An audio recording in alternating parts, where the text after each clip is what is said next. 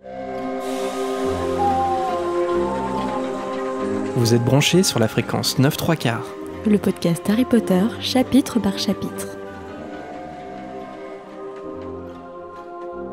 Bonjour et bienvenue dans ce nouvel épisode de fréquence 9/3/4. Je suis Jérémy. Et je suis Marina. Étant de fidèles auditeurs, vous devez connaître désormais le principe de l'émission, je pense. En première partie, nous allons parler du chapitre 8 de Harry Potter et la Chambre des Secrets. Et en seconde partie, on va piocher quelques hiboux dans notre volière pour répondre à vos interrogations, ou en tout cas, on va essayer de le faire. Aujourd'hui, nous allons aborder un chapitre qui n'a pas été adapté au cinéma. Alors pour ceux qui ne connaissent Harry Potter que par les films, et pour ceux qui souhaiteraient lire le tome 2 avant d'écouter notre podcast, on vous attend. C'est bon, vous êtes tous là ? Tout le monde est prêt à participer à la soirée d'anniversaire la plus étrange de notre vie ? C'est parti ! Harry Potter et la Chambre des Secrets. Chapitre 8. L'anniversaire de mort. Le mois d'octobre arrive et apporte avec lui le froid et la pluie.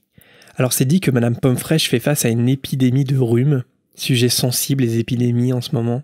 Donc non commentaire, no comment. Mais c'est bizarre parce que même je crois que c'est dans le chapitre précédent, il y avait le mot virus. Le virus de la célébrité. Oui, voilà.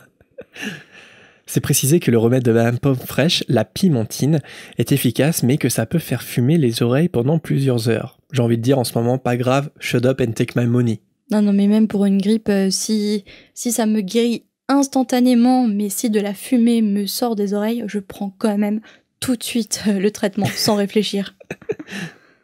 Percy a d'ailleurs obligé Ginny, qui n'a pas très bonne mine, à en prendre de la pimentine. Mais est-ce qu'elle est vraiment enrhumée ? Bah bien sûr, sinon, qu'est-ce qu'elle aurait d'autre ? Je ne vois pas. Mais j'aime bien ce genre de petits détails, parce que là, on est vraiment sur des indices qui sont indétectables, quoi. C'est-à-dire que c'est vraiment qu'à la relecture qu'on se rend compte, ou en tout cas qu'on peut se poser la question, elle est pas forcément malade à ce moment-là, Ginny.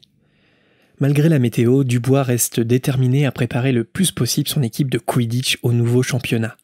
D'autant que les performances des Serpentards sur leur nouveau Nimbus 2001 sont apparemment impressionnantes. Après un entraînement pénible un samedi, Harry rentre couvert de boue au château. Sur son chemin, il croise alors Nick quasi sans tête, qui semble agacé. Le fantôme fait remarquer que Harry a l'air bien soucieux, et Harry dit de même de Nick. Nick quasi sans tête lui explique que sa candidature au club des chasseurs sans tête a été rejetée par un certain Sir Patrick de l'année Podmore, sous prétexte que sa tête n'a pas été complètement tranchée malgré les 45 coups de hache qu'il a subis, et qu'à cause de ça, il lui serait impossible par exemple de participer au lancer de tête à cheval ou à la course sans tête. Alors là, moi je me demande si Nick il souhaite rejoindre un club qui a l'air cool, comme ça, les chasseurs sans tête. Est-ce que ça veut dire, attention parce que c'est un débat de fond, hein, mais est-ce que ça veut dire que les fantômes ont des envies ? Est-ce qu'ils ont des désirs ? Est-ce qu'ils s'ennuient aussi ? Est-ce que Nick il veut rejoindre ce club parce qu'il s'ennuie ? Et en définitive, est-ce qu'ils ont la même notion du temps que les gens qui sont vivants, par exemple ? La notion du temps, je ne sais pas, mais on verra dans ma partie qu'ils ont notamment pas d'appétit, mais toujours l'envie de la bonne nourriture, ou du moins de ressentir la nourriture. Et on verra plus tard que forcément ils ont des envies, ils ont encore des sentiments humains ou terrestres, je ne saurais pas comment le dire précisément, puisqu'il va fêter quelque chose de particulier. Ouais, voilà. Je garde un peu de suspense, hein. Alors après, comme on a dit sur le débat sur les tableaux et les fantômes, peut-être que leurs désirs sont à l'image des désirs qu'ils avaient au temps de leur vivant. Des désirs de basiques durant leur vie. Ouais. Mais je me demande ça, c'est quoi l'intérêt pour Nick quasi sans tête ? Enfin, j'ai l'impression du coup, quand tu fais partie de ce club, t'as un fantôme, t'as pas de tête, tu t'amuses. Du coup, ça veut dire que les fantômes peuvent s'amuser. Mais je pense qu'on reprendra ce débat plus tard dans ma partie, avec quelques éléments supplémentaires. Alors, petite réflexion encyclopédique que j'ai eue avec le nom de Sir Patrick de l'année Podmore, parce que Podmore, c'est un nom qui va revenir dans Harry Potter. C'est un détail, hein, je sais pas si tu t'en souviens, Marina. Et en fait, oui, il y a des chances que ce Sir Patrick de l'année Podmore fasse partie de la même famille donc que Sturgis Podmore. C'est un personnage qu'on va découvrir dans le 5e tome, assez secondaire, hein. C'est un membre quand même de l'Ordre du Phénix. Il fera partie de la garde rapprochée qui vient chercher Harry dans le tome 5. Et il va être soumis à l'Imperium par Lucius Malfoy. Et il va tenter de forcer l'entrée du département des mystères. Et ah oui, bon, de toute façon, t'as relu récemment. Ouais, du coup, je m'en souviens, c'est assez frais dans ma tête. Et il est condamné peu de temps après à 6 mois de détention à Azkaban, même si c'est pas de sa faute. Et le nom, il est aussi revenu une nouvelle fois. Et là, c'est intéressant. Enfin, toi, ça va peut-être pas t'intéresser particulièrement, Marina, parce que c'est dans les Animaux Fantastiques. Et en effet, quand Norbert est interrogé par la Confédération Internationale, tu sais, c'est cette scène où il y a plein de sorciers de partout dans le monde. Il y a un des nombreux membres présents qui lui demande la réelle raison de sa visite à New York, et ce personnage, en fait, il est crédité dans le script comme étant Hector Podmore. Je trouve ça assez fascinant comment J.K. continue de développer, même après la saga, les familles de sorciers comme ça. Surtout que ça n'a rien à voir avec Harry Potter, les Animaux Fantastiques. Hein. C'est fou, hein, comme elle confond les deux univers comme ça. Incroyable. Elle confond pas, elle étend l'univers. Est-ce que je suis de mauvaise foi? Oui. Et aussi, juste avant de reprendre le chapitre, j'ai fait quelques petites recherches vite fait sur Nick Quasi-Sans-Tête, et donc quelques infos sur lui sur le Wikipédia. Et donc, sur son site officiel, J.K. avait publié un article où on en a appris un peu plus sur l'histoire de Nick. Il est né dans la famille noble de Mimsy Porpington au XVe siècle, et à 11 ans, il a évidemment été réparti à Gryffondor. Une fois adulte, il s'est intégré à la société Moldu, où il faisait partie de la cour du roi Henri VII. Tu le savais tout ça? T'étais déjà tombé sur ces infos? Non. Et le 30 octobre 1492, Sir Nicholas de Mimsy Porpington, de son vrai nom, a fait une énorme bêtise. Il a promis à Lady Grieve, une dame d'honneur de la reine qui avait une dentition affreuse, en fait il lui a promis qu'il pouvait l'embellir grâce à la magie. Mais au lieu de lui donner une belle dentition, il a fait apparaître dans sa bouche d'énormes défenses d'éléphants. Oups. Et donc il a été immédiatement enfermé, privé de baguette et condamné à mort, même si le pauvre Nick ne cessait de crier qu'il pouvait réparer les dommages causés à Lady Grieve. Et le jour de son exécution, la hache du bourreau avait été mal aiguisée, si bien qu'il a donc fallu 45 coups de hache pour tuer Nick, sans pour autant séparer complètement la tête de son corps. Et bien entendu, Sir Nicholas a choisi après d'être un fantôme car il craignait la mort, comme il l'expliquera à Harry dans le tome 5, encore une fois. Et il est devenu le fantôme de la tour de Gryffondor pour être bientôt appelé par les élèves de Poudlard Nick Quasi-Sans-Tête. Donc tout ça, c'est un article écrit sur l'ancien site officiel de J.K. Rowling, voilà, qu'on peut retrouver maintenant, je pense, sur le Wizarding World, et en tout cas sur les Wikipédia. Sale histoire encore. Alors, question peut-être personnelle, tu me dis si c'est trop personnel, mais choisirais-tu de monter au stade supérieur à ta mort, peut-être un éventuel paradis ou je ne sais quoi, ou bien rester un fantôme? Honnêtement, je voudrais pas être un fantôme. Et j'ai l'impression que... Même si tu vis dans genre à Poudlard, est-ce que t'aimerais être un fantôme à Poudlard? Ah là, je sais pas. C'est un peu compliqué. J'ai quand même l'impression qu'Harry Potter a ce discours de dire que la mort est une nécessité et qu'il faut pas chercher à contourner ou à vaincre la mort. C'est ce que Voldemort cherche à faire et ça devient le plus grand seigneur des ténèbres que le monde magique ait connu. Et les fantômes, certes, ils sont pas dangereux en soi, ils ont pas l'air très heureux non plus. Et ils sont devenus fantômes, ils ont fait le choix d'être fantômes parce qu'ils voulaient pas mourir, ils avaient peur de la mort, mais leur existence est pas du tout enviable. Et quand on entend par exemple Nick Quasi-Sans-Tête parler, on l'envie pas du tout. Enfin moi personnellement, j'envie pas du tout les fantômes de Poudlard, même s'ils sont à Poudlard. Et toi? Moi, je resterais fantôme. C'est vrai? Tu sais pourquoi? Non. J'attirerais dans ma maison, ou de la personne que je hante, j'attirerais les enquêteurs du paranormal. Et dans les PVE, je ferais...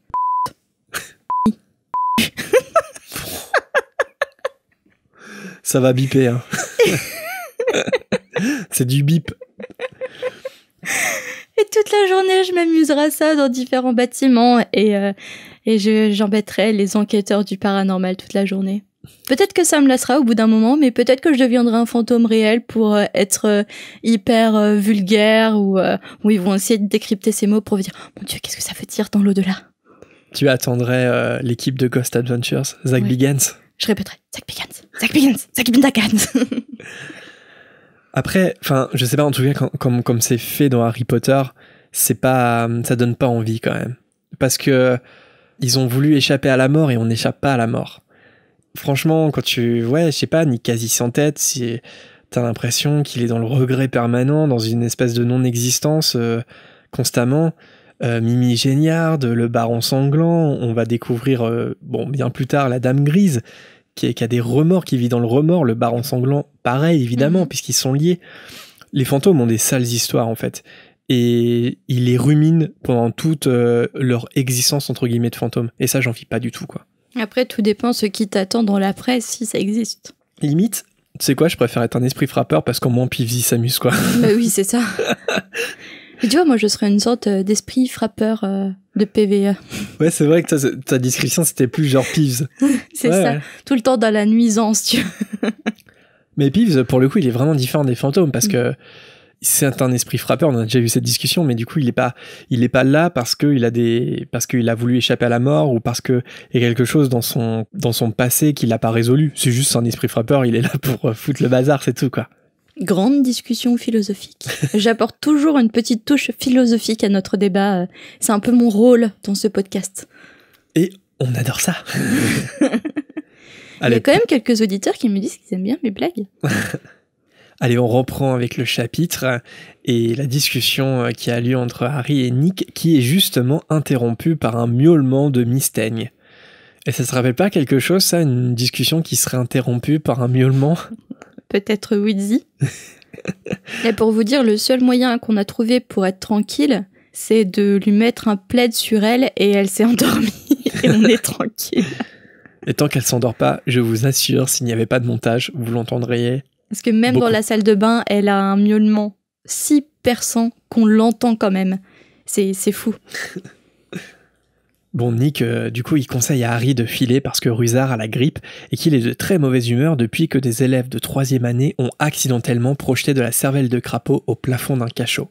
Là, je me demande qu'est-ce qui s'est passé qu'est-ce qui s'est passé avec ces élèves de 3e année et la cervelle de crapaud. Ce qui est un peu dégoûtant, hein, soit dit en passant. Et bon, comme Harry, il est couvert de boue à cause de son entraînement, il vaudrait mieux pas que Rusard le voie. Mais c'est trop tard.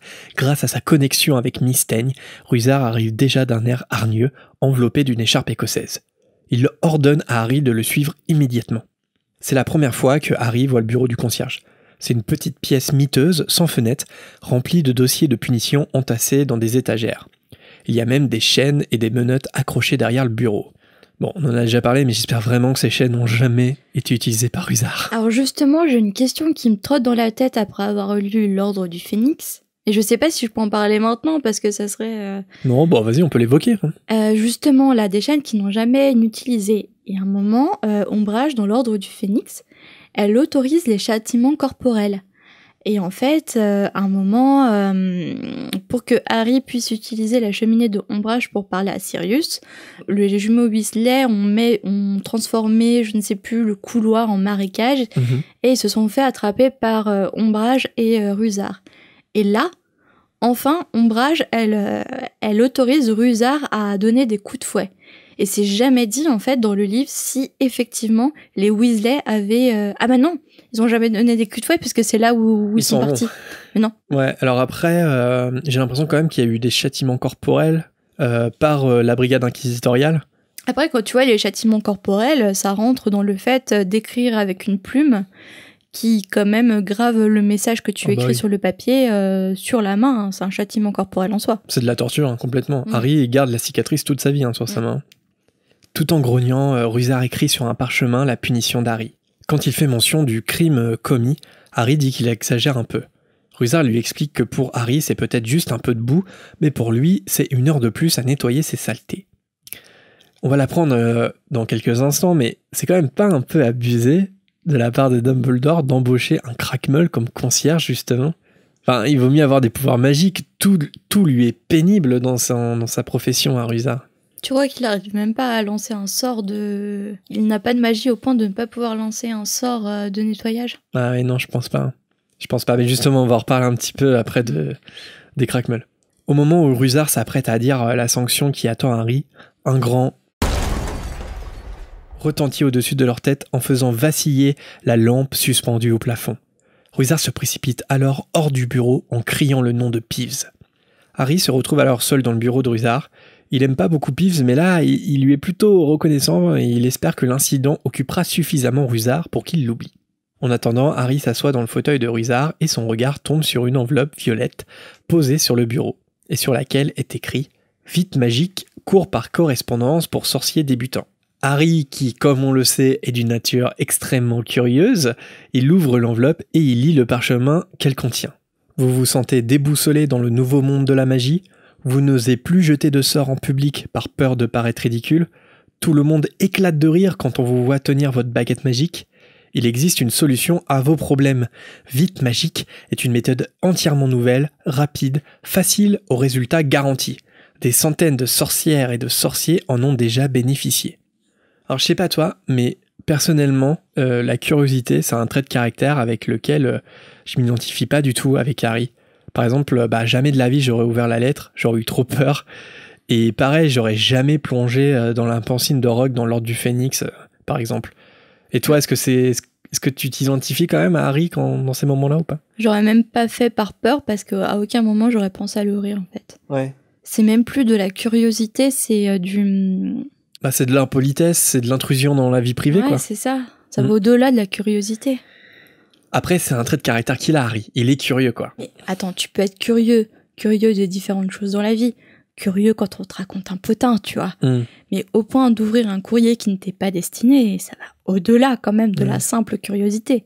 Mais comme plonger dans la pancine de Rogue. Ouais, c'est encore plus intime en plus. Alors après, la relation entre Harry et Rogue est tellement complexe que je peux comprendre que par ressentiment, il le fasse parce Rogue est en train, entre guillemets, de violer ses propres souvenirs. Donc il se dit, moi, j'ai bien le droit de voir ce qu'il cache aussi, quoi. Donc bon. Violer ses propres souvenirs, mais pour lui rendre service. Ouais, pour lui rendre service, ouais, non, mais c'est complexe. Mais n'empêche que là, je suis d'accord, là, j'aurais peut-être la curiosité de savoir, tiens, Vite Magique, c'est quoi ? Mais jamais de la vie, j'ouvre l'enveloppe, quoi. Vite Magique, ça me ferait simplement penser à un genre de produit nettoyant. Mais et justement, enfin, là, je me pose la question sur ce programme, là, Vite Magique. Tu penses que c'est une arnaque ou est-ce que c'est sérieux ? Parce que il va y avoir des petits témoignages, comme on va voir tout à l'heure, mais on est d'accord que quand t'es un crackmeul, tu peux pas devenir sorcier.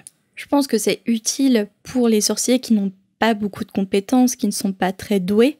Mais pour les crackmolls, c'est juste un attrape... Un attrape-nigo. C'est juste un attrape-nigo. Enfin, je pense. Ouais. C'est une publicité de mensongère, peut-être, pour les crackmolls. J'ai l'impression que quand t'es crackmeul, t'as pas de pouvoir magique. Donc, je vois pas comment tu pourrais en apprendre. Sinon, il serait accepté à Poudlard. Limite, il serait dans une classe spéciale de crackmeul. Et c'est pas le cas. Parce que je pense qu'ils sont incapables de produire de la magie. Donc, c'est pour ça, moi, je pense que c'est de l'arnaque à ce Vite Magique. Mais bon, quand même, comme je disais, s'ensuit dans la lettre des témoignages d'adhérents convaincus, comme Madame Desorty de Topshan, dont l'entourage envie maintenant sa poudre à briller, ou encore le témoignage de DJ Prod, oui, DJ Prod, de Didsbury, qui a enfin réussi à transformer sa femme qui se moquait de sa magie en Zébu. Alors j'ai été regarder parce que Zébu, je sais pas ce que c'est, et en fait c'est un espèce de bovin avec une bosse. Tu savais ce que c'était ? Ok, je me suis senti encore un peu bête, je fais encore un mot que je comprends pas. Et j'ai vérifié aussi dans la version originale en anglais, l'abonné s'appelle DJ Prod en anglais. C'est vraiment n'importe quoi. Mais tu sais, les témoignages de Vite Magique, c'est un peu les témoignages que tu trouves sur internet, les pubs pour maigrir, le avant et après, où c'est carrément une personne différente pour le après. C'est complètement cheaté. Ouais. Ça conforte quand même, je sais pas, mon idée que Vite Magique, c'est une arnaque quand même. Mais bon, Harry, il parvient pas à freiner sa curiosité et il commence à regarder les autres prospectus que contient l'enveloppe et il tombe sur une première leçon, savoir tenir une baguette. Mais encore une fois, je vois pas à quoi ça sert parce que si tu peux pas faire de la magie, à quoi ça te sert de savoir tenir une baguette ? Et même si t'as peu de compétences, tu sais tenir une baguette, même si t'as pas été un bon élève à Poudlard. Complètement. Mais il entend au même moment les pas de Rusard s'approcher. Il remet alors les prospectus dans l'enveloppe qu'il jette sur le bureau au moment où la porte s'ouvre. Rusard a un air triomphant. Il dit que l'armoire à disparaître avait une grande valeur et que cette fois, c'est sûr, Peeves est coincé. L'armoire à disparaître. Bon, je me répète, mais j'espère vraiment, avant qu'elle soit cassée à ce moment-là, qu'il suffisait pas de rentrer dans une armoire pour apparaître dans l'autre, parce que sinon, ça rajoute vraiment un gros malus à la sécurité de Poudlard. Et on se répète un peu par rapport à un épisode précédent, mais ça veut dire peut-être, sans doute, que Harry, il aurait bien pu se retrouver à Poudlard au début du roman sans comprendre ce qui se passe, quoi. Et là, je me pose aussi une autre question. Je suis désolé, mais le chapitre est très court, mais pourtant, il est très riche. Est-ce que, vraiment, on peut renvoyer un esprit frappeur ? Parce que, visiblement, c'est ce que cherche à faire Rusard pendant toute la saga, mais est-ce que c'est même possible ? Je n'aurais qu'un mot à dire. Exorcisme. Ouais, mais Peeves n'est pas un esprit frappeur comme on a l'habitude de les voir dans les films d'horreur, par exemple. T'as l'impression que Peeves fait partie de Poudlard. Mais oui, je sais pas. Peut-être qu'on peut bannir un fantôme, je ne sais pas. Peeves, il fait tellement partie de l'identité de Poudlard qu'il est même cité par Harry dans l'épilogue 19 ans plus tard, de pas chercher Peeves ou je sais plus, enfin il dit quelque chose sur Peeves, donc il fait vraiment partie de l'identité. Je suis même pas sûr qu'on puisse le chasser, quoi. Je suis même pas sûre que Rusard, ils veulent vraiment le chasser, tu vois, c'est un peu le chat et la souris, et je pense que mine de rien, c'est un jeu entre eux, et c'est une sorte de relation particulière qui s'est mise en place. Mais regarde Ombrage, je pense qu'elle aurait bien voulu se débarrasser de Peeves, mais elle essaie même pas de le faire, parce que je pense que c'est impossible, non ? Oh, je pense qu'elle a déjà d'autres chats à fouetter que Peeves. Ouais. Mais l'air triomphant de Rusard vire progressivement à une honte qui rougit tout son visage, quand ce dernier aperçoit l'enveloppe de Vite Magique. Harry a effectivement reposé l'enveloppe pas du tout là où elle se trouvait auparavant. Harry se prépare à subir la fureur de Rusard, mais ce dernier range rapidement l'enveloppe dans un tiroir et il lui demande d'une voix faible s'il l'a lu. Harry manque que non, et Rusard balbutie que de toute façon c'est pas lui, que c'est un ami, sans jamais finir ses phrases. Il semble hors de lui, et il ordonne à Harry de sortir sans dire un mot sur quoi que ce soit. Harry, il est stupéfait d'avoir eu une telle chance sur ce coup-là. Il est bientôt rejoint par Nick quasi sans tête, qui lui demande si ça a marché. Il lui explique qu'il a réussi à convaincre Peeves de faire tomber l'armoire à disparaître. Harry dit que ça a parfaitement marché, et il remercie chaleureusement Nick. Voyant que le fantôme tient toujours sa lettre, Harry lui dit qu'il aimerait bien faire quelque chose en retour pour lui à propos du club. Nick s'arrête net et Harry le traverse en ayant l'impression d'être passé au travers d'une cascade glacée. Nick lui dit qu'il y a bien quelque chose que Harry pourrait faire, mais que bon, c'est sans doute trop demandé et qu'il acceptera jamais de toute façon. Mais Harry lui demande de dire à quoi il pense. Nick explique alors que le jour d'Halloween sera le 500e anniversaire de sa mort. À ce moment-là, Harry, il sait pas s'il doit être joyeux ou désolé, ça m'a fait rire. Oui, c'est un peu délicat, tu sais jamais trop quoi dire dans cette... Enfin, je ne saurais pas quoi dire dans cette situation. Complètement. Joyeux anniversaire. De mort. Et donc, pour son anniversaire, Nick organise une fête dans le plus grand des cachots, avec plein d'amis, et ça serait un honneur de le recevoir lui, ainsi que Ron et Hermione. Sauf s'il préfère bien sûr assister au traditionnel banquet dans la grande salle, ce que Nick comprendrait tout à fait. Mais Harry, il lui dit que non, et pour le remercier, il serait ravi de venir. Nick est aux anges, et sous l'excitation, il lui demande si Harry peut plaider sa cause auprès de Sir Patrick en lui disant à quel point il le trouve terrifiant, par exemple. Harry accepte également, ce qui ravit d'autant plus le fantôme de Gryffondor. En tout cas, Hermione accueille cette nouvelle avec enthousiasme. Après tout, ça ne doit pas être tous les jours que les vivants soient invités à un anniversaire de mort. Mais Harry n'avait pas que l'invitation à rapporter à Ron et Hermione, mais aussi la découverte de la formation Vite Magique dans le bureau de Rusard. Mais avant qu'il ait pu commencer à raconter son histoire, il est interrompu par un exploit des jumeaux Weasley. Les frères ont eu la bonne idée de donner à manger des pétards du docteur Flibuste à une salamandre. Et en ce moment, la pauvre créature s'élève dans les airs en crachant des étincelles. Cet événement éclipse totalement la formation Vite Magique de l'esprit de Harry. Alors Harry, lui, il a peut-être oublié la méthode Vite Magique, mais pas nous. Est-ce que la formation a été un succès pour Rusard ? Eh bien, J.K. nous l'apprend dans un article consacré au craquemol sur son ancien site officiel. Elle nous dit qu'un craquemol est presque l'opposé d'un sorcier d'origine moldue. C'est une personne dépourvue de magie, dont au moins l'un des parents possédait des pouvoirs. Donc ça répond à notre question. Donc dépourvu, aucune magie. Les craquemols sont rares, la magie est un gène dominant et résistant. Ils ne sont pas admis à Poudlard en tant qu'élèves, ils sont souvent condamnés à une triste existence. Et elle dit « Oui, Rusard mérite qu'on le plaigne ». Car leurs liens familiaux les amènent souvent à être exposés, voire immergés dans le monde des sorciers, sans jamais pouvoir en être membres à part entière. Ils parviennent malgré tout parfois à trouver leur place. Rusard a fait son trou à Poudlard, et Arabella Fig est l'agent de liaison de Dumbledore entre le monde des sorciers et celui des Moldus. Aucun de ces personnages ne peut employer la magie, Les cours de vite magique de Rusard n'ont jamais rien donné. Ah, donc elle répond à la question. Voilà, elle répond à la question. Mais ils parviennent quand même à s'en sortir dans le monde des sorciers parce qu'ils ont accès à certains objets et créatures magiques susceptibles de les aider. Notamment Madame Fix qui commercialise avec un grand succès des croisements de chats et de Nizzles. Et elle dit, si vous ignorez encore ce qu'est un Nizzles ou flaireur, honte à vous. Un peu dur, JK. Hein. C'est de l'humour.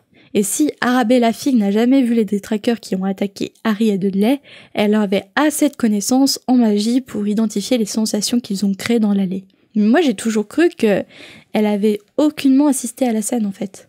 Bah, ça me rappelle un long débat qu'on avait eu avec le podcast. Mais non, en fait, clairement, dans le tome 5, finalement, on parle beaucoup du tome 5 dans cette émission. Dumbledore, il demande à Madame Fig de mentir. Hein. Clairement. Et c'est un aspect que j'ai jamais vraiment compris parce que, je veux dire, ils sont pas très malins, le ministre de la magie, c'est pas une lumière, mais le Maguen Mago, c'est quand même censé, comment dire, il y a quand même des sorciers assez reconnus et très compétents. Et le fait qu'elle soit crackmeul et qu'elle raconte qu'elle a vu des détraqueurs, ça choque personne, alors que apparemment ça se sait, c'est connu que les crackmeuls ne peuvent pas voir les détraqueurs. Et en plus, après, je sais pas si c'est la traduction, parce que j'ai pas été voir la version anglaise, mais la dernière phrase de J.K. donne à penser qu'effectivement, elle a été témoin de loin et elle a ressenti les sensations.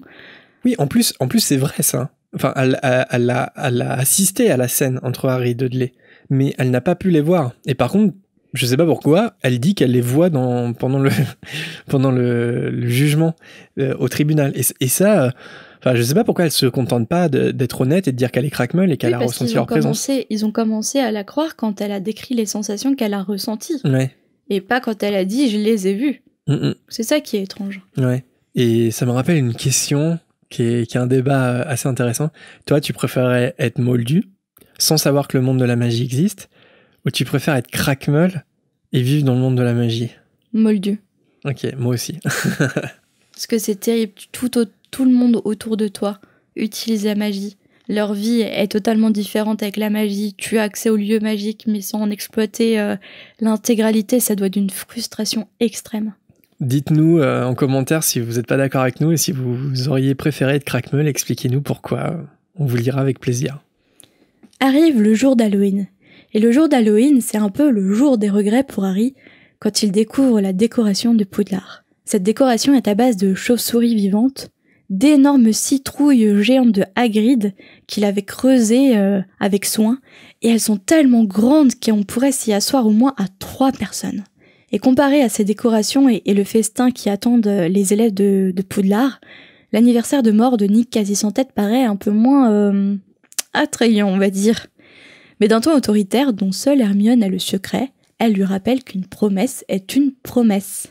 Le chemin du lieu de la fête de Nick donne un peu le ton de la soirée. Celui-ci est éclairé de chandelles fines et noires, et le froid commence à les envelopper au fur et à mesure. Et un son horrible se fait entendre. Nick les accueille du ton approprié pour un hôte d'une soirée pour fantômes, c'est-à-dire un ton lugubre. Mais là, vous vous demandez, mais à quoi ressemble une fête d'anniversaire de mort ? Eh bien, des invités fantômes glissent sur une piste animée par un orchestre composé de musiciens jouant de la scie musicale.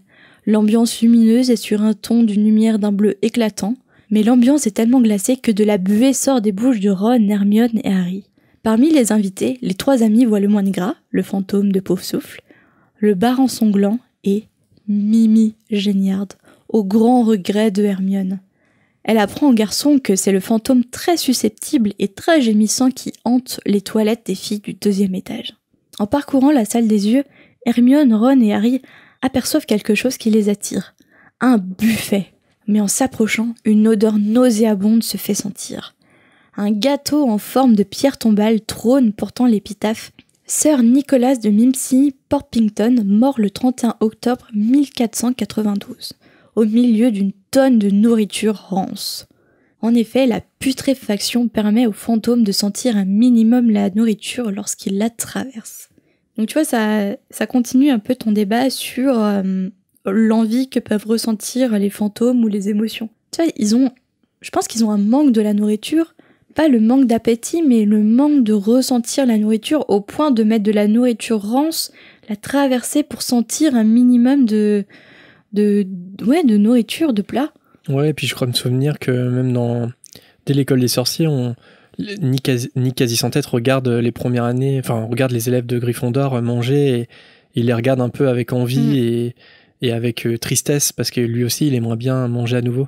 Donc encore une fois, ça me conforte dans l'idée que c'est pas bien d'être un fantôme. Ouais, c'est vrai. T'as envie de manger et tu peux pas le faire, c'est une frustration permanente d'être fantôme.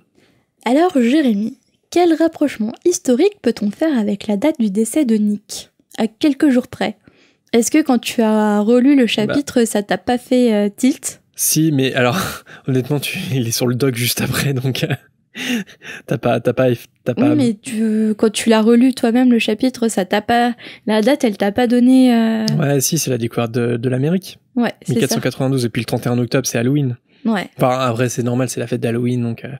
Puis je pense que c'est pas un hasard que le fantôme de Gryffondor soit mort le jour d'Halloween. Mais oui, effectivement. Après, je sais pas quel lien ça peut avoir. Aucun lien, mais je trouve ça c'est juste un clin d'œil, je pense. C'est juste un peu une nerd alerte. Ouais. Après, on peut se demander, parce que ça tombe bien, comme c'est le 500e anniversaire, et comme on sait que l'histoire se passe en 93. Donc, est-ce que c'est pas un hasard aussi, parce qu'elle voulait fêter le 500e anniversaire, et puis elle s'est rendue compte que ça tombait la même année que la découverte de l'Amérique. Ça se trouve, c'est un hasard, hein, je sais pas. Mais effectivement, ça fait partie de ces dates qui...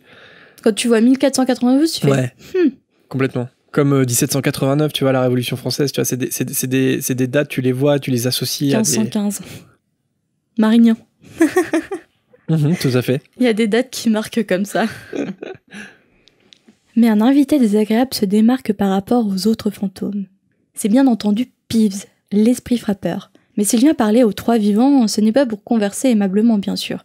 Non, hélas pour Hermione, il l'a entendu parler de Mimi Géniard et compte bien rapporter les propos à l'intéressé. Après une profonde inspiration, il hurle « Mimi !» Oui, j'imite très bien Peeves. Le fantôme maussade de Mimi les rejoint. Hermione, du coup, elle essaye d'anticiper le comportement de Mimi en essayant de prendre le ton le plus enjoué possible. Elle lui dit que si elle parlait d'elle plus tôt, c'est parce qu'elle faisait remarquer qu'elle avait l'air en très bonne forme. Mais Mimi n'est pas dupe, et les rires de pieds enfants la confortent dans son idée que Hermione ne la porte pas dans son cœur. De toute façon, elle dit que toute sa vie, les gens l'ont raillée de Mimi Géniarde, Mimi râleuse et Mimi minable. Et Peeves ajoute boutonneuse. Et ça finit d'achever la pauvre Mimi qui éclate en sanglots et s'enfuit de la salle. Donc tu vois, en fait, moi, dans mes souvenirs, Mimi, elle était comme ça parce que c'était son état de fantôme qui l'avait rendue comme ça. Et en fait, non, elle a toujours été un peu susceptible, maussade et un peu, je pense, mal aimée dans sa vie étudiante. Ouais, encore une fois, c'est une empreinte de ce qu'elle était au temps de son vivant, quoi.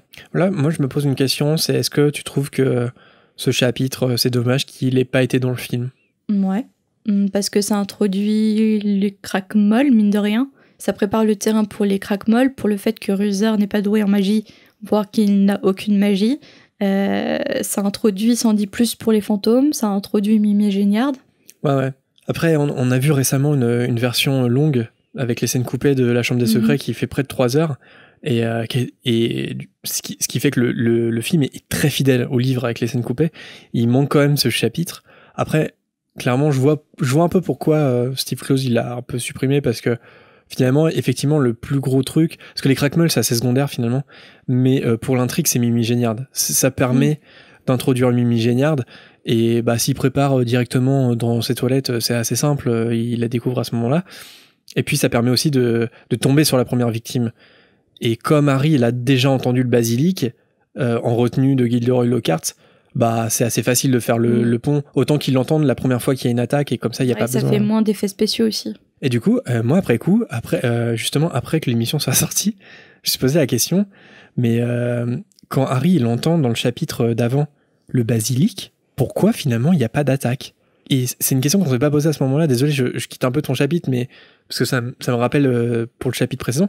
Mais qu'est-ce qu'il fait le basilic dans la plomberie, en fait, ce soir-là, quand Harry il est en retenue avec Lockhart? Il s'échauffe, il s'entraîne. Parce qu'au moins dans le film, c'est la première attaque, quoi. C'est le soir de la première attaque, mais pas dans le livre. Et c'est vrai qu'on peut se poser la question. Nick glisse vers Harry, Ron et Hermione pour s'assurer qu'il s'amusait bien. En tout cas, lui, il est comblé. La veuve pleureuse du Kent lui a fait l'honneur de sa présence. J'avais un petit espoir que la veuve pleureuse du Kent vienne d'une légende anglaise Et non, j'ai recherché non. Un peu de déception. Alors qu'il s'apprête à faire son discours, il est interrompu par l'arrivée époustouflante de cavaliers fantômes. Toute la foule applaudit, mais Harry, en voyant la tête de Nick, s'arrête tout de suite de le faire. À la tête de l'escouade de cavaliers fantômes, Sir Patrick Delaney Podmore, qui est en quelque sorte la némésis de Nick, car c'est le président du club des chasseurs sans tête. Sir Patrick déclenche l'hilarité générale quand en remarquant les vivants, il fait semblant de sursauter en faisant tomber sa tête. Et il trouve que railler Nick à son anniversaire sur son récent refus de son adhésion au club est une bonne idée.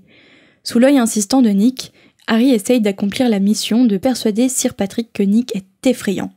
Mais c'est sans succès. Sir Nicholas commence son discours, mais il est vite éclipsé par les membres du club des chasseurs sans tête, qui ont eu la bonne idée de se lancer dans une bonne partie de hockey en utilisant leur tête devant un public enjoué. Donc tu vois aussi, ça fait suite au débat où les fantômes s'amusent. Ouais, les fantômes s'amusent. C'est hyper cool de faire partie de l'équipe de hockey et de jouer avec sa tête. En fait, il y a des gens cool et il y a des losers même dans les fantômes. Pauvre Nick. Le froid, la faim, la musique convainc les amis de retourner à la grande salle. Avec un peu de chance, il leur restera peut-être quelque chose à grignoter. Alors qu'il remonte au rez-de-chaussée, Harry entend de nouveau la voix froide et mortelle. Déchire, écorche, tue.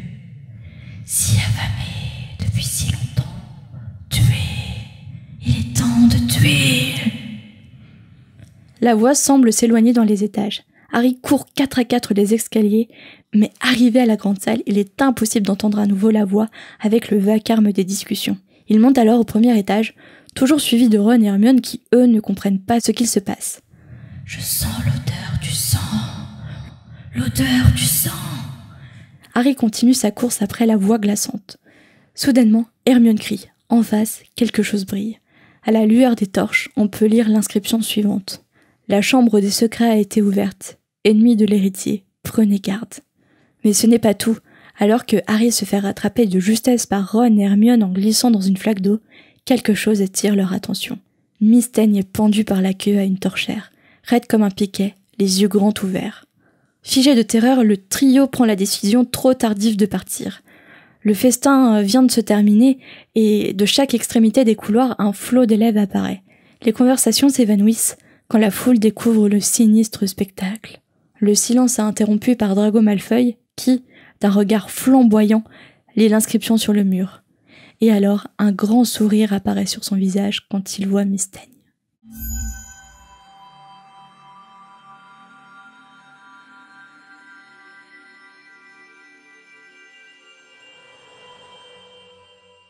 Merci Marina pour ce nouveau chapitre. You're welcome. You too, Jeremy. Thank you very much, my dear. Ah là là, ton accent. Allez, il est temps de renommer le chapitre. Si tu devais renommer ce chapitre 8, comment tu ferais, Marina? Il n'est pas très original. Hein. Harry Potter et la Chambre des Secrets, chapitre 8. Un anniversaire mortel. Oh. Ah ouais, pas mal. Non, pas mal. C'est vrai? Ah, j'y ai pas pensé. Il est très basique. Hein. Pas mal. Et toi, quel est ton titre? Moi, ce serait... Alors, j'en ai plusieurs, mais qui ne sont pas adaptés au format radio. Dont 2 censurés. Voilà, j'en ai 2 censurés avec des jeux de mots sur le prénom du fantôme qu'on a parlé. Mais je ne les citerai pas à l'antenne. Parce qu'un jour, on sortira des bonus avec toutes nos parties censurées. Mais sinon, le titre de chapitre que j'ai choisi, c'est Harry Potter et la Chambre des Secrets, chapitre 8, La ruse de Nick quasi sans tête. Pas mal. Rusard. Ruse, ouais. Oui, j'avais compris. je ressens le besoin d'expliquer à chaque fois, je suis pas sûr que tu vois que ça marche. Tu sais, c'est comme les gens qui font des blagues tellement nulles qu'ils sont obligés d'expliquer la blague, c'est terrible. Mais ton titre est très bien, hein. Il n'y avait pas besoin d'explication. Ok. À quel moment tu ris à une explication de blague? Jamais, tu vois. Bah non, c'est pire. Et quel est ton meilleur personnage, enfin du moins ton personnage préféré dans ce chapitre? Là, on risque peut-être d'avoir le même.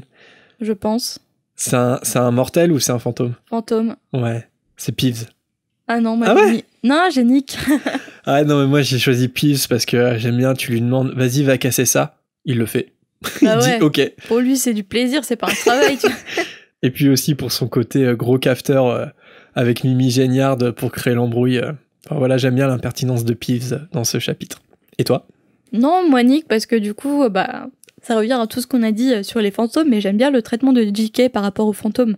Le fait qu'ils ont encore des émotions encore humaines, encore terrestres, notamment l'envie, par exemple, de manger, l'envie de participer à une communauté particulière, ressentir la déception quand ils sont refusés un club, et j'aime bien cette partie. C'est vrai qu'il paraît très humain, Nick, dans Ouais. ce chapitre. Allez, on passe tout de suite donc à la volière avec vos messages.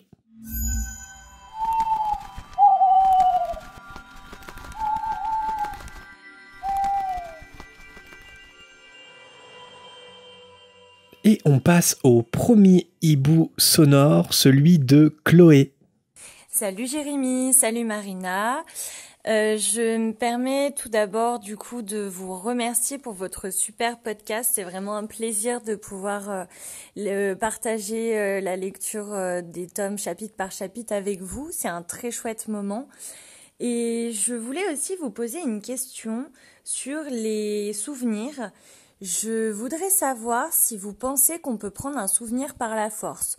Je sais qu'avec la légilimencie, on peut aller fouiner dans les souvenirs des autres, mais je voulais savoir si vous pensez que comme Rogue qui donne, ou Slughorn qui donne un souvenir de même physiquement à Harry, je voudrais savoir si vous pensez que c'est possible de prendre physiquement un souvenir par la force. Voilà, je vous remercie et puis j'espère que j'aurai une réponse. En tout cas, merci pour ce cher moment de tous les samedis matins. Merci Chloé pour ton hibou. Alors on est désolé, mais Messenger a coupé la fin de ton hibou. Alors j'ai fait quelques recherches et j'ai pas réussi à trouver de réponse, donc ça va être que mon humble avis. Je pense que c'est quasiment impossible de prendre physiquement un souvenir par la force. Parce que je pense que ça impliquerait d'avoir une vision exacte du souvenir, de savoir exactement ce que tu cherches et de savoir où chercher exactement dans l'esprit d'une personne. Et en plus, ça devrait être un peu un mixte entre la légilimencie, qui permet à un sorcier assez puissant de pénétrer les souvenirs d'une autre personne et éventuellement les modifier, et encore en plus le fait d'extirper la substance physique d'un souvenir. Et je pense que ça demanderait des pouvoirs énormes. Et je me demande si même Dumbledore aurait ce pouvoir, aurait assez de puissance pour pouvoir le faire. Je pense que c'est quasiment impossible. Ouais, parce que si la question précise, c'est est-ce qu'on peut prendre un souvenir intact pour la pancine physique, ouais. par la force, je pense que non, parce que sinon Dumbledore, par exemple, il aurait pu accéder beaucoup plus rapidement au souvenir de Slughorn. Alors qu'il y a tout un stratagème avec Harry, etc. C'est ça. Après, quand même, la légilimencie, ça permet un peu ça. Parce que c'est ce que fait Rogue pendant les cours d'occlumencie, en fait. C'est-à-dire qu'il dit bien à Harry, j'ai pris la citation, il dit « Je vais essayer d'entrer de force dans votre esprit ». Et il le fait avec la formule légilimens. Donc finalement, on peut prendre par la force un souvenir par la légilimencie, quelque part. Tu peux, mais tu ne peux pas sauvegarder le souvenir comme une sorte de preuve, par exemple, que tu pourrais présenter à un procès. Ça peut pas être une preuve physique. Non, ça non. C'est ça toute la différence et toute la puissance de ce qui impliquerait en fait le souvenir physique à mettre dans une pancine. Ouais, le souvenir physique archivable, non. Par contre, être témoin d'un souvenir caché par quelqu'un et de le voir à son insu, ça oui. Ouais. Ça serait notre réponse, Chloé. Et nous passons au hibou sonore de Léo. Salut, la fréquence 9 3 quarts. Moi, c'est Léo, du coup. Déjà, je voulais dire une chose, c'est que j'aime beaucoup votre podcast et il faut que vous continuez comme ça, c'est vraiment super cool ce que vous faites.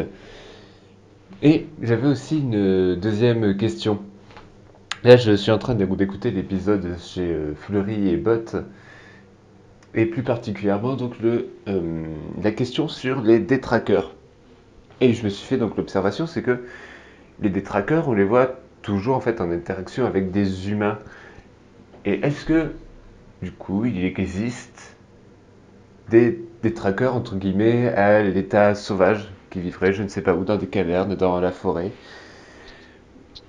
Et Donc c'est ça ma question. Et aussi, est-ce que du coup, ça leur fait du bien de se nourrir du malheur des autres? Ou est-ce que c'est juste un besoin vital qu'ils ont? Est-ce que du coup, ils ont du plaisir à ça? Et du coup, s'ils ont du plaisir, ils ont moins de malheur et moins de désespoir. C'est peut-être des actes beaucoup plus complexes que ce qu'on pense, à vrai dire. Donc voilà. Ça, c'est toutes les questions en fait que je me suis posées suite à ce passage-là. Et bisous à vous, à bientôt. Merci beaucoup pour ton hibou sonore, Léo, sur les détraqueurs. Alors, est-ce qu'il existe des détraqueurs à l'état sauvage? Et est-ce que le désespoir, c'est un plaisir ou un besoin?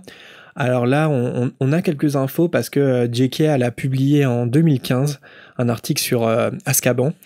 Et c'est maintenant accessible sur Wizarding World si on le recherche. Et on peut avoir donc quelques éléments de réponse, peut-être pas toutes, hein, mais en tout cas on en sait un peu plus sur les détraqueurs.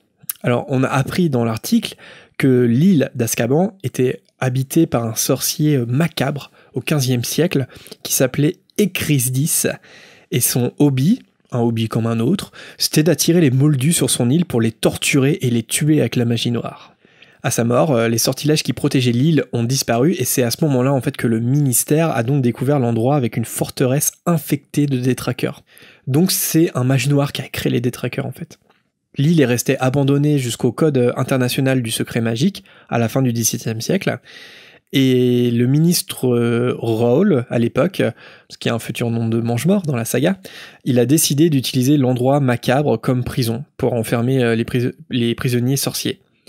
Et donc il faudra attendre la fin du XXe siècle pour qu'enfin Shacklebot, en tant que ministre de la magie, il ferme définitivement la prison. De toute façon, entre-temps, les détraqueurs se sont ralliés à Voldemort, donc il était hors de question de laisser le lieu comme il était. Et notamment, ce qu'on apprend dans cet article, c'est que les experts du ministère avaient en fait toujours mis en garde sur la nature des détraqueurs, et tous s'accordaient sur le fait que la seule raison pour eux, pour les détraqueurs, d'obéir aux ordres, c'était qu'on leur donnait continuellement des âmes à dévorer. Et que si on s'arrêtait de le faire, si on fermait la prison, par exemple, ils quitteraient Azkaban pour se nourrir ailleurs. Donc il est bien fait une notion de nourrir, c'est de la nourriture. Donc à ta question de est-ce que c'est un plaisir ou un besoin, je pense que c'est un besoin qui est aussi un plaisir. C'est un plaisir. Voilà, comme nous, hein, c'est-à-dire que c'est un plaisir de manger, mais on en a besoin. Et en fait, le malheur des sorciers, le malheur des êtres humains, c'est la nourriture des détraqueurs. Alors après, est-ce qu'il existe des détraqueurs à l'état sauvage? Moi, je pense que c'est possible. Donc là, il n'y a pas d'informations claires, mais je trouve ça assez flippant, rien qu'à l'idée que ça existe. Mais, est-ce que finalement, c'est une créature solitaire ou une sorte de créature vivant en troupeau? Ça a toujours, il y a toujours une meute de détraqueurs. Après, on peut imaginer un peu qu'à l'instar des géants, des petits groupes, des groupuscules qui partent de l'île et qui ont été ailleurs. Et moi, ce qui me terrifie, c'est que les moldus, comme on en a parlé avec les crackmeuls, ils voient pas les détraqueurs, mais ils ressentent le désespoir. Et t'imagines, tu vois, genre tu tombes sur un détraqueur sans t'en apercevoir et un froid t'envahit, on t'aspire ton âme et t'es en train de vivre les pires malheurs de ta vie. C'est horrible comme idée que des détraqueurs aient pu échapper comme ça aux sorciers. Donc j'espère que non, mais c'est peut-être le cas. C'est pas impossible. Nous passons au hibou de Jeanne, qui se demande comment Fred et George connaissent la formule magique qui permet d'ouvrir et de fermer la carte des maraudeurs. Je parle bien sûr du « je jure solennellement que mes intentions sont mauvaises » et du « méfait accompli », sachant qu'ils l'ont volé à Rusard sans même savoir qui étaient les maraudeurs. Peut-être que c'est « ma gueule, c'est magique ». Oh, je sais pas si ça... si c'est une erreur de frappe ou si tu penses vraiment que c'est « ma gueule, c'est magique ». Quoi, ma gueule? Qu'est-ce qu'elle a, ma gueule? Alors je crois que Jérém, tu as un élément de réponse de JK.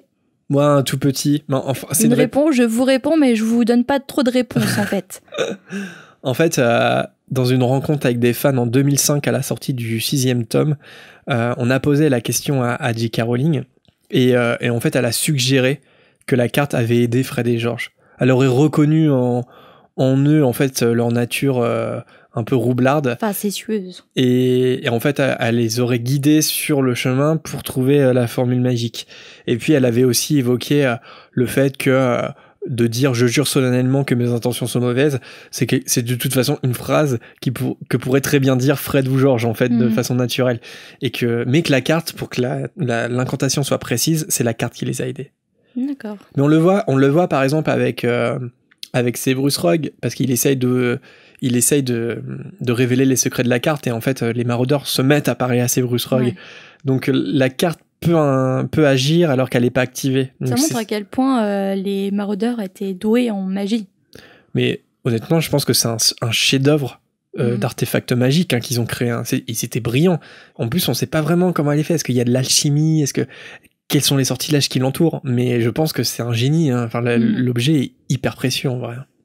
Un prochain message de Maë qui nous dit « Je me demande comment Harry, quand il était bébé, a failli tuer son chat avec le balai jouet que Sirius lui avait offert. » Bah, je pense tout simplement en lui fonçant dedans, non ? Je sais pas. Ils vont quoi ?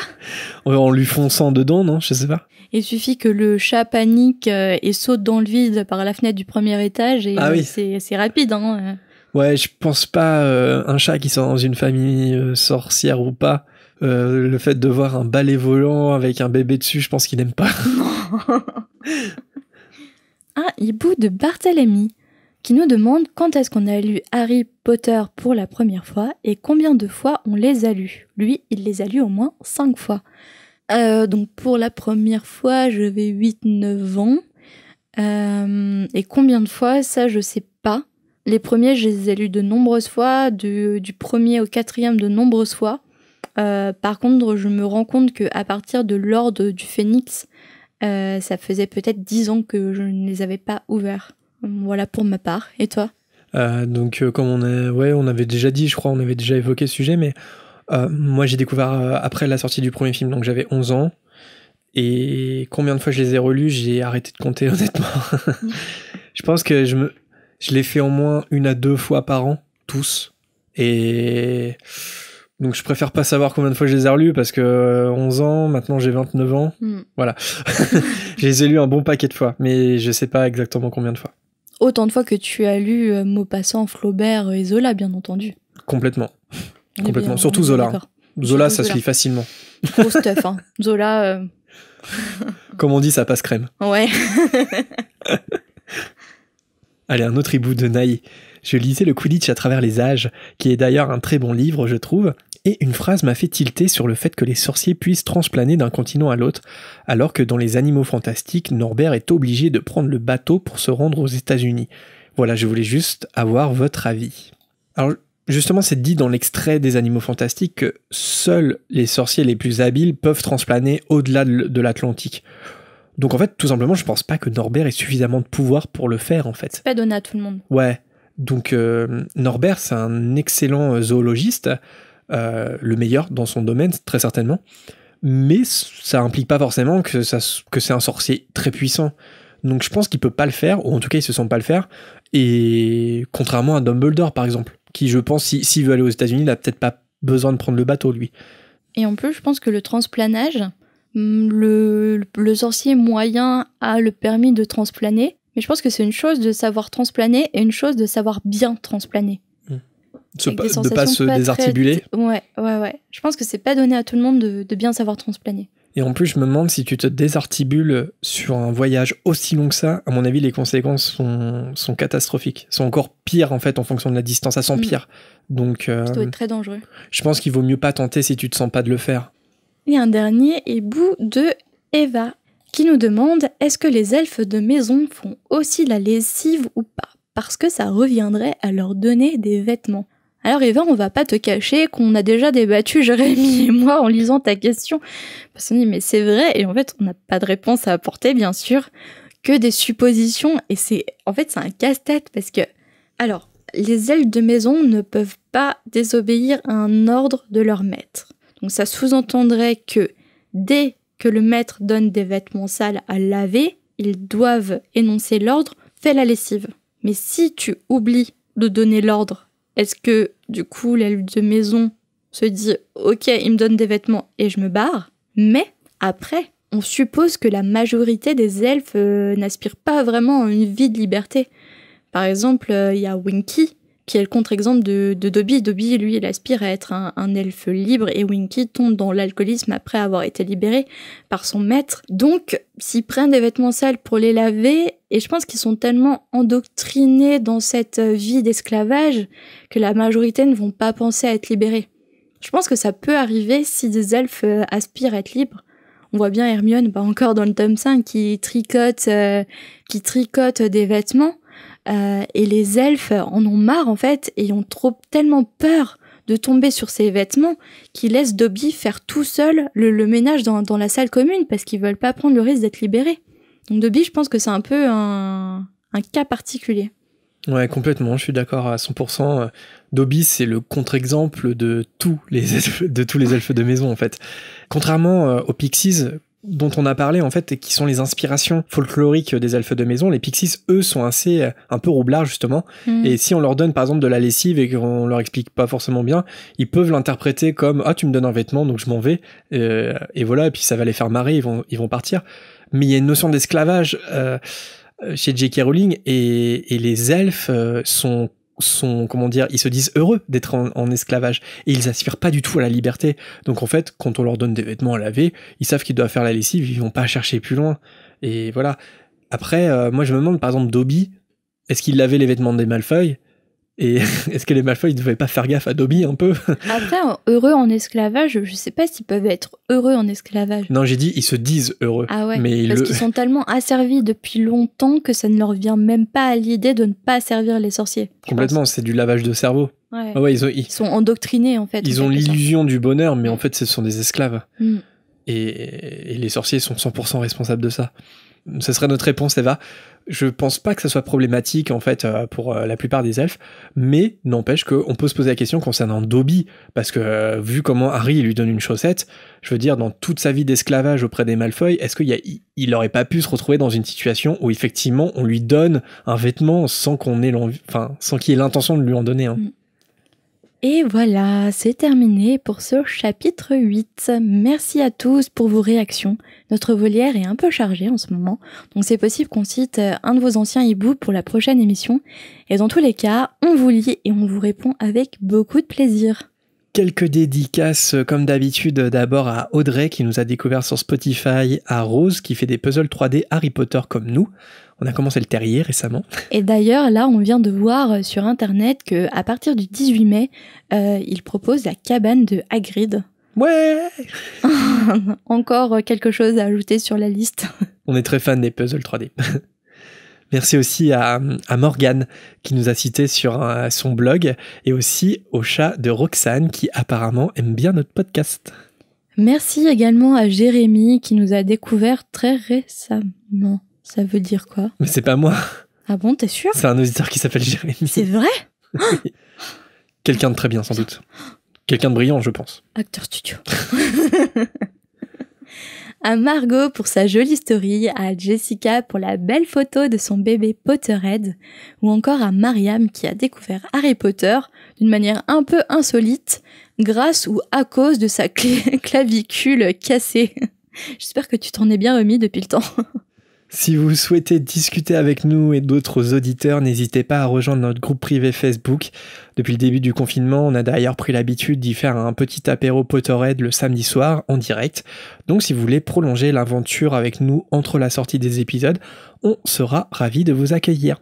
Et bien entendu, si vous souhaitez nous soutenir, c'est possible aussi sur notre page Tipeee. Ça fait plaisir à notre gobelin conseiller bancaire à Gringotts. Donc si vous avez la possibilité, le porte-loin est en description. Comme d'habitude, on cite nos tipeurs du moment: Lucie, Cécile, Cyanide, Mathilde, Calma Robot, Adrien, Louison, Mademoiselle Or, Jessica, Yonde, Axel, Aurélien, Marion, Johnny et ADSL qui nous gâtent particulièrement. Merci beaucoup. N'oubliez pas de nous suivre sur les réseaux, là aussi les porte-loins sont en description, de mettre des étoiles et un commentaire si vous nous écoutez sur l'appli Podcast Apple. Un grand merci à Paul d'ailleurs qui l'a fait récemment. Et n'oubliez pas non plus de parler de l'émission autour de vous si vous l'appréciez. Allez, on se retrouve la semaine prochaine pour le chapitre 9, l'avertissement. En attendant, prenez soin de vous et à bientôt. Salut!